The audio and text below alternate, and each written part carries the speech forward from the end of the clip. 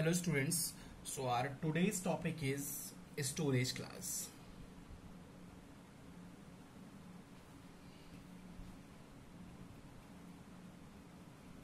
Storage classes. Exactly what? सब लोग ध्यान से सुनो. एग्जैक्टली होने क्या वाला है. मैं जो हूँ पहले तो आप लोगों को एक चीज समझा रहा हूँ. सबसे बेसिक जो यूनिट किसी भी प्रोग्रामिंग लैंग्वेज के लिए वो है आपकी वेरिएबल. क्या है? वेरिएबल. हमेशा ध्यान रखो वेरिएबल की टू प्रॉपर्टीज होती है. कितनी प्रॉपर्टीज होती है? टू प्रॉपर्टीज होती है. एक होता है टाइप और सेकंड इज व्हाट. वो अभी मैं डिस्कस करने वाला है. पहले ही बताओ कि कोई भी वेरिएबल है. वेरिएबल नेम कुछ भी हो सकता है. Variable is a memory location name where we wants to store our data. अच्छा एक बात बताओ, जैसे मान लो कि एक ए वेरिएबल है, ठीक है. अगर इसकी पहली प्रॉपर्टी टाइप, तो टाइप एग्जैक्टली क्या है? Type is nothing a data type. क्या बताता है? Data type. सब लोग ध्यान से सुना. एक वेरिएबल का टाइप क्या हो सकता है? वो क्या है? इंटीजर टाइप का. क्या मेरा वेरिएबल फ्लोट टाइप का? क्या मेरा वेरिएबल कैर टाइप का? क्या मेरा वेरिएबल डबल टाइप का? What it means. ये डेटा टाइप या फिर टाइप जो प्रॉपर्टी है वेरिएबल के बारे में क्या बताती है एग्जैक्टली को वो वेरिएबल किस टाइप की वैल्यू स्टोर करेगा. क्या वो इंटीजर टाइप की वैल्यू स्टोर करेगा? क्या वो फ्लोट टाइप की वैल्यू स्टोर करेगा? क्या वो कैर टाइप की वैल्यू स्टोर करेगा? क्या वो डबल टाइप की वैल्यू करेगा? ये वेरिएबल की पहली प्रॉपर्टी बताती है टाइप. हे इसी तरीके से वेरिएबल की सेकंड प्रॉपर्टी होती है that one is your storage class. कौन सी प्रॉपर्टी होती है?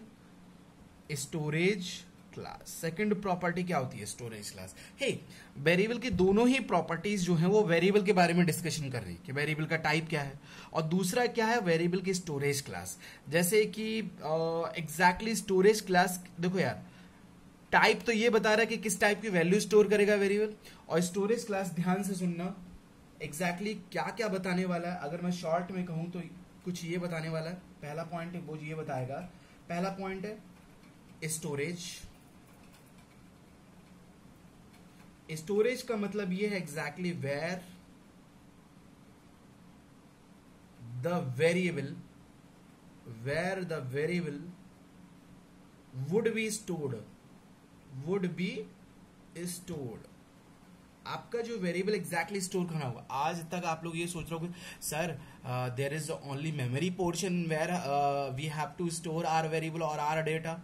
ऑलवेज रिमेंबर, जब मैंने आपको मेमोरी हियरार्की पढ़ाई तो मेमोरी हियरार्की में क्या था एग्जैक्टली कि there is one another component of a CPU that one is register.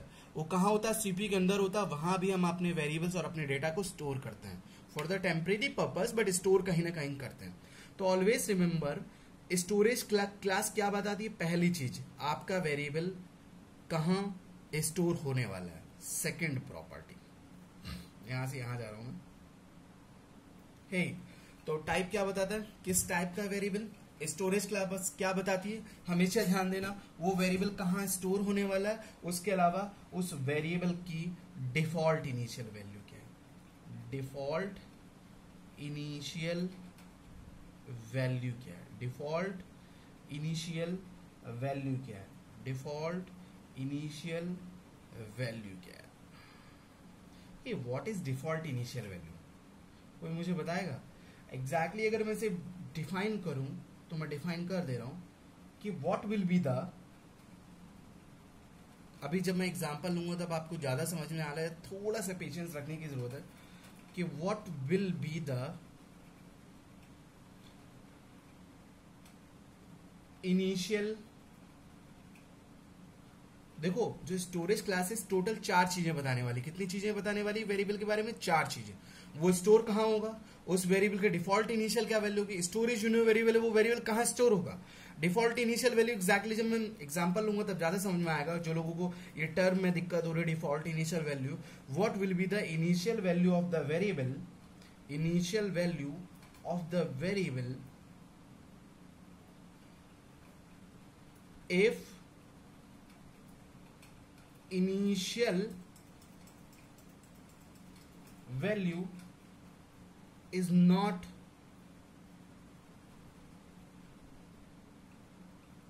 specific assigned. What it means we will discuss, don't worry. That is default initial value. हे exactly जैसे मैं for example default initial value की अगर बात करूं तो exactly default initial value ये है, जैसे मान लो कि मैंने डिक्लेयर किया कोई वेरिएबल इंट ए, ठीक, अगर मैं इसी वेरिएबल की वैल्यू को प्रिंट कराना चाहूं, मान लो प्रिंट एफ परसेंटाइल डी और ए, तो एग्जैक्टली इसकी क्या प्रिंट होगी वैल्यू? अगर ध्यान से सुनो, अगर यहाँ इंट ए इक्वल्स टू 2 होगा तो ऑब्वियस सी बात है 2 आने वाला है, बट ध्यान से सुनो, what will be the initial value of the variable if initial value is not specific करना है, मतलब मैं इसकी initial value को असाइन ना करूं, only there is int a, so what will be the initial default initial value? तो what will be the default initial value, वो होती है exactly default initial value। ये बात समझ में आ रही है? ठीक, थर्ड ये मैं डिस्कस करूंगा, डोंट वरी। तो वेरिएबल की स्टोरेज लोकेशन क्या है, वेरिएबल के डिफॉल्ट इनिशियल वैल्यू क्या है, मतलब अगर कोई स्टोरेज क्लास ये बताती है कि इस वेरिएबल के डिफॉल्ट इनिशियल वैल्यू क्या होगी। थर्ड थिंग, थर्ड ये है आपका scope. Scope is what exactly in which function, अब तो आप लोग फंक्शन से बहुत ज्यादा कंफर्टेबल भी, आपको आता भी है फंक्शन अच्छे से। In which function the value of the variable would be available, would be available, in which function the value of the variable would be available। exactly scope means what? hey, जैसे कभी कभी होता है कि भाई आप किसी पर्टिकुलर डिस्ट्रिक्ट में रहते हैं, तो अगर आप उस डिस्ट्रिक्ट के बाहर नहीं निकल पाते तो आपका स्कोप उस डिस्ट्रिक्ट ही तक, ठीक है ना। तो कुछ इस तरीके से we will discuss about the scope. पहले ये समझ लो कि वेरिएबल का टाइप, तो उसका टाइप बताते हैं कि उस टाइप की वैल्यू स्टोर करे, बट वेरिएबल की एक और प्रॉपर्टी होती है जैसे स्टोरेज क्लास बताते हैं, जो वेरिएबल की स्टोरेज लोकेशन बताता है, जो वेरिएबल के बारे में उसके डिफॉल्ट इनिशियल बताता है, जो वेरिएबल का स्कोप बताता है, और जो वेरिएबल का फोर्थ पॉइंट लाइफ बताता है। क्या बताता है? लाइफ। तो जैसे इंसान की लाइफ होती है वैसे ही वेरिएबल की भी लाइफ होती है। क्यों लाइफ होती है? कोई भी देखो, जब आप वेरिएबल डिक्लेरेशन करते हो तब क्या होता है, मेमोरी बनती है, 2 बाइट की मेमोरी बनती है। तो ऐसा तो है नहीं कि ये 2 बाइट की मेमोरी हमेशा बनी रहेगी। भाई अगर हमेशा बनी रहेगी तो मेमोरी का वेस्टेज है। कोई भी वेरिएबल ए इस मेमोरी को जब यूज कर ले तो ये डिस्ट्रॉयड हो जाए, एक तरीके से डीएलोकेट हो जाए, तो मेमोरी यूटिलाइजेशन होगा, तो वो उसकी लाइफ होती है। तो लाइफ का मतलब ये है how long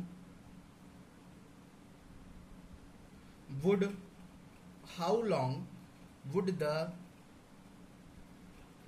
variable exist, how long would the variable exist। ये बात समझ में आ गई। तो कोई आपसे पूछे what is the purpose of storage classes, तो सिंपल बताना, to identify the storage location of a variable, to identify the default initial value of the variable, to identify the scope of the variable, to identify the life of a variable. जैसे आपके data type कई type के होते हैं, int, float, कैर, double, इसके साथ आप लोग मॉडिफाइड, उसके लॉन्ग एंड शॉर्ट एंड वो सब चीजें कहते हैं। ऐसे ही आपकी जो स्टोरेज क्लासेस होती है वो 4 टाइप की होती है। कितने टाइप की होती है? 4 टाइप्स ऑफ। अगर मैं टाइप्स की बात करूं, types of storage class,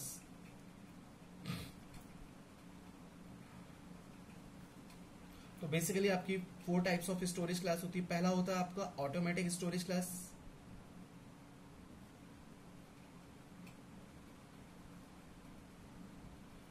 second one is your register storage class,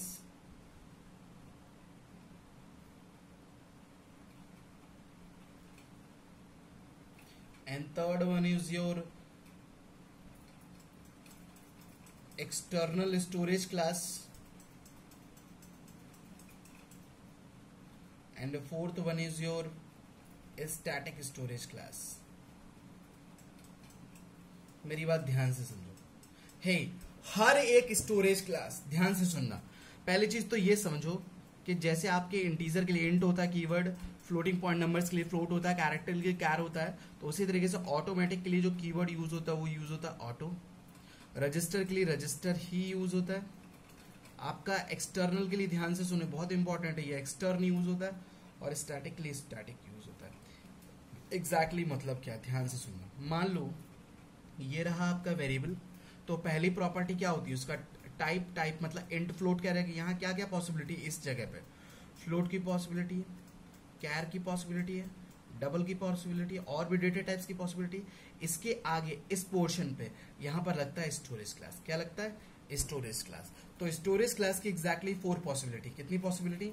या ऑटो लगेगा यहाँ पर, या फिर रजिस्टर होगा, या फिर आपका एक्सटर्न होगा, या फिर मतलब टोटल 4 पॉसिबिलिटीज हैं जो आपने बताया, या ऑटो, या रजिस्टर, या एक्सटर्न, या स्टैटिक लगेगा। ये चीज आप बात को ध्यान से समझो। तो एग्जैक्टली होता क्या है, ध्यान से सुनना मेरी बात को। इंट ए, सिर्फ इतने पोर्शन लग जाने से आप ये जान जाते हो कि इस वेरिएबल का टाइप इंटीजर, मतलब ए जो है इंटीजर टाइप की वैल्यू स्टोर करेगा। बट अगर या ऑटो लगा, या रजिस्टर लगा, या एक्सटर्न लगा, या स्टैटिक लगा, तो ध्यान से सुनना, हर एक स्टोरेज क्लास, टोटल कितनी स्टोरेज क्लास है? 4 स्टोरेज क्लास। हर एक स्टोरेज क्लास आपको 4 चीजें बताने वाला है। कितनी चीजें बताने वाला है? 4 चीजें बताने वाला है। हर एक स्टोरेज आपको 4 चीजें बताने वाला है। कितनी चीजें बताने वाला है? 4 चीजें। तो कौन कौन सी 4 चीजें? Storage location, default initial value, scope and life. Means what? अगर ऑटो लगा होगा इसके आगे, तब वेरिएबल की life, default initial value, scope variable क्या होगा? अगर रजिस्टर लगा होगा तो स्कोप लाइफ वेरिएबल क्या होगा? अगर एक्सटर्न लगा होगा, अगर स्टैटिक लगा होगा। Means every storage classes will give you the result about four things. First one is the storage location of a variable, second one is the default initial value, third one is the scope of a variable, and fourth one is the life of a variable. Means simple. Type, the first property of a variable determines the type of variable, what kind of variable your variable will be stored. But the second property, storage classes, will determine the 4 other things about the what about your variable. So this is the introduction part of a storage class. So we will explain, yeah, we will see the every storage class one by one. So first I am discussing about what automatic storage class. So let's see. जैसे मैं पहले storage classes के बारे में कुछ points discuss करूंगा, फिर example लेके आपको समझाने की कोशिश करूंगा। आप लोग ध्यान से देखोगे। हे, ध्यान से सुनो। मींस इसके लिए जो कीवर्ड यूज होता है, मैंने आपको अभी जस्ट मिनट बताया कि कीवर्ड जो यूज होता है वो होता है ऑटो कीवर्ड होता है। तो ध्यान से सुन लो। मान लो कि मैंने फॉर एग्जांपल एक प्रोग्राम लिखा कि इंट मेन, ठीक, और एक वेरिएबल लिखा इंट ए, और मैंने लिखा प्रिंटफ परसेंटाइल डी और ए, और रिटर्न, चूंकि रिटर्न टाइप रिटर्न 0 कराया फॉर द सक्सेसफुल ऑपरेशन, और एक मैंने सूडो को टाइप से छोटा सा प्रोग्राम लिखा। अब आप लोग इसको ध्यान से देखने की कोशिश करो। हे, एग्जैक्टली क्या होता है? This is your variable. हाँ जी, पहली प्रॉपर्टी टाइप, और जो आपका स्टोरेज क्लास क्या होता है वो यहाँ लिखता है। ठीक है, अब ध्यान से सुनो एग्जैक्टली होता क्या है। आज तक जितने भी आप लोगों ने प्रोग्राम पढ़े, बाय डिफॉल्ट लिसन, अगर किसी भी वेरिएबल के आगे अगर आप ऑटो लगाओ या ना लगाओ, बाय डिफॉल्ट किसी भी वेरिएबल की स्टोरेज क्लास ऑटोमेटिक ही होती है। दैट्स मतलब ये आपको बाय हार्ट करना चाहिए कि आपने किसी भी प्रोग्राम में आज तक स्टोरेज क्लास यूज नहीं की है। तो बाय डिफॉल्ट अगर कोई भी वेरिएबल आपका लिखा हुआ है तो उसकी स्टोरेज क्लास क्या है? ऑटो। इतनी बात समझ में आ रही है? तो ऑलवेज रिमेंबर, हमेशा आज तक मैं हमेशा क्या कहता था कि जब भी वेरिएबल डिक्लेयर करते हैं मेमोरी बनती है, जब भी वेरिएबल डिक्लेयर करते हैं, आज तक कहा कि जब भी वेरिएबल डिक्लेयर करते हैं हमें जो है मतलब रजिस्टर बनता है, नहीं ना, मेमोरी बनती है। तो स्टोरेज लोकेशन हमेशा ध्यान दो, अगर किसी भी वेरिएबल के आगे ऑटो लगा हो या ना लगा हो, उसके लिए कहाँ बनता है? मेमोरी ड्रॉ होती है, उसके लिए एक पर्टिकुलर एड्रेस होता है। इतनी बात समझ में आ रही है? ठीक, तो पहली चीज तो ये बताता है कि अगर कोई भी ऑटोमेटिक है तो इसको स्टोरेज लोकेशन क्या होगी? मेमोरी होगी। उसकी स्टोरेज लोकेशन क्या होगी? मेमोरी होगी। इतनी बात समझ में आ रही है? दूसरा, डिफॉल्ट इनिशियल वैल्यू। हे, मैंने लिखा डिफॉल्ट इनिशियल वैल्यू का मतलब है एन अनप्रिडिक्टेबल वैल्यू, जिसके बारे में प्रिडिक्ट ना किया जा सके। Unpredictable value which is often called as garbage value. जैसे अब रियल टाइम में भी गार्बेज को क्या बोलते हैं? एग्जैक्टली कूड़ा। तो ध्यान से सुनो, जब भी आप इस प्रोग्राम को रन कराओगे तो एकदम अनप्रिडिक्टेबल वैल्यू, कुछ भी रैंडम नंबर प्रिंट होंगे तो उसे बोलते हैं गार्बेज वैल्यू। मींस ध्यान से सुनो, अगर मैं इसको ए को स्पेसिफिकली कुछ इक्वल लगा के और असाइनमेंट ऑपरेटर यूज करके 1 लिख दूं तो क्या प्रिंट होगा? 1। अगर 2 लिख दूं तो 2, अगर मैं तो यही लिखा गया है, अगर आप जो है एग्जैक्टली स्पेसिफिकली असाइंड नहीं करते हो कोई भी वैल्यू, तो बाय डिफॉल्ट क्या होगा, इसकी वैल्यू प्रिंट होगी गार्बेज वैल्यू। क्या प्रिंट होगा, गार्बेज वैल्यू। ये बात समझ में आ रही है? ठीक। दूसरा पॉइंट होपफुली आपको इजीली समझ में आ रहा होगा, default initial value. Third point है स्कोप क्या है। मान लो कि मैंने इसको 1 असाइन किया। क्या असाइन किया, 1, तो एग्जैक्टली क्या प्रिंट होगा, 1 प्रिंट होगा। ये बात तो समझ में आ रही होगी। नेक्स्ट क्या प्रिंट होगा आपका, 1 प्रिंट होगा। ये प्रीवियस आउटपुट है, ये नेक्स्ट आउटपुट है आपका, ठीक है।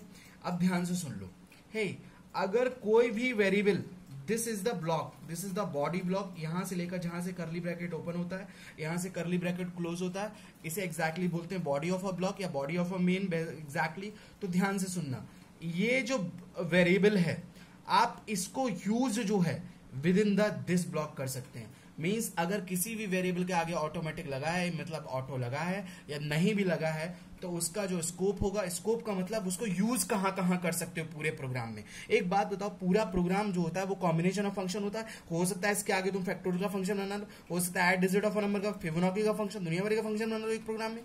कैलकुलेटर के प्रोग्राम में 10 फंक्शन बन सकते हैं। तो उन 10 फंक्शन में आप ए का यूज कहां कर सकते हो, विद इन अ ब्लॉक। तो इसे बोलते हैं, इसका जो स्कोप है वो है local to the block in which the variable is defined. इसको कहां डिफाइन किया गया है, यहां डिफाइन किया गया है। ध्यान से सुनना, कहां डिफाइन किया गया, यहां डिफाइन किया गया विद इन द ब्लॉक। अगर सपोज दैट मैं इसको आउटसाइड द ब्लॉक प्रिंट करा के देखूं, प्रिंट एफ परसेंटाइल डी और ए, तो ध्यान से सुनना, यहां एरर आएगा। क्या आएगा, एरर, बिकॉज लिख क्या आएगा, a is not declared, a is undefined, a को डिफाइन नहीं किया गया। इस तरीके से कुछ एरर्स आएंगे बिकॉज ए का जो स्कोप है वो यहीं पर है। इतनी बात समझ में आ रही है? तो थर्ड पैरामीटर हो गया, अगर आपको समझ में आ रहा हो। फोर्थ पैरामीटर होता है लाइफ। एग्जैक्टली लाइफ बताती क्या है, देखो यार, अगर ह्यूमन बींग्स की भी बात करो तो आदमी जिंदा होता है, मरता, खत्म होता है। इसी तरीके से अगर कोई भी मेमोरी बनती है, कोई भी मेमोरी बनती है, तो एग्जैक्टली जैसे मैंने इसके लिए 2 बाइट इस समय ऑक्यूपाइड कर रखे, तो ये 2 बाइट कभी ना कभी किसी ना किसी टाइम तो फ्री होगा ना भाई। ए का यूज मान लो, ए का यूज कभी ना कभी तो कंप्लीट होगा। ऐसा थोड़ा ना हम हमेशा 2 बाइट को ऑक्यूपाइड करके रखे रहेंगे, नहीं ना। तो ध्यान से सुनना, लिखा हुआ लाइफ है कि ध्यान से सुनना, एक होता है मेमोरी का जन्म होना मतलब एलोकेशन, एक होता है डी एलोकेशन मतलब मेमोरी को फ्री कर देना। 2 बाइट पहले ऑक्यूपाइड कर लिया मैंने अपने काम करने के लिए, फिर 2 बाइट को फ्री कर दिया। तो लिखा है till the control remains with in the block in which the variable is defined. जिस ब्लॉक में वेरिएबल को डिफाइन किया गया, किस ब्लॉक में डिफाइन किया गया, इस वेरिएबल में ए को डिफाइन किया गया, तो जब तक कंट्रोल कंपाइलर का विद इन द ब्लॉक रहेगा तब तक इसकी लाइफ रहेगी, उसकी लाइफ खत्म हो जाएगी। मतलब जैसे ही कंपाइलर इस पूरे प्रोग्राम को रन करेगा उसके तुरंत बाद ही इस मेमोरी को जो होगा डीएलोकेट कर देगा, फ्री कर देगा। तो memory after creation, after the local block completion, after the execution of local block completion क्या होगा, मेमोरी डीएलोकेट हो जाएगी, डिस्ट्रॉय हो जाएगी। तो हमेशा ध्यान दो, ऑटोमेटिक स्टोरेज क्लास में अगर कोई मेमोरी बनती है तो after completion of block definitely वो मेमोरी डीएलोकेट हो जाएगी। तो 4 थिंग्स आर देयर।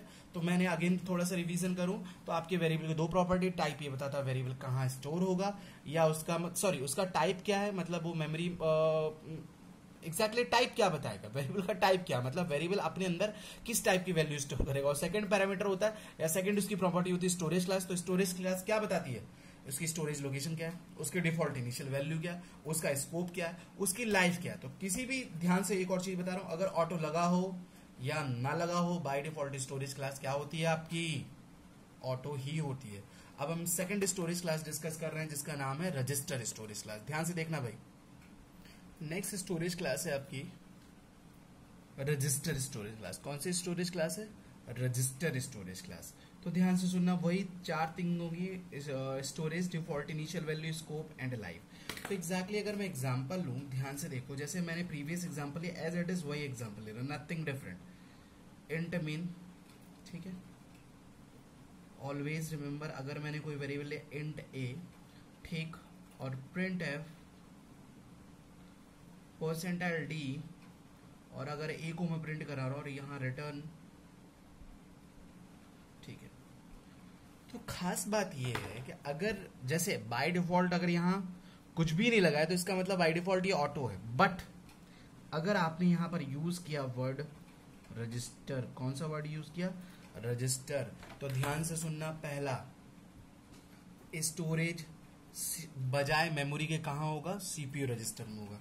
मतलब ये जो मेमोरी अलोकेट होगी, दिस इज नथिंग, ये रजिस्टर होगा। क्या होगा, रजिस्टर होगा। अगर आपको याद हो जब मैंने आपको मेमोरी हिरार्की पढ़ाई थी, तो अगर ये सीपीयू है, ठीक है, और ये आपकी कंप्यूटर मेमोरी है, तो रजिस्टर कहाँ होते हैं, यहाँ अंदर होते हैं रजिस्टर्स।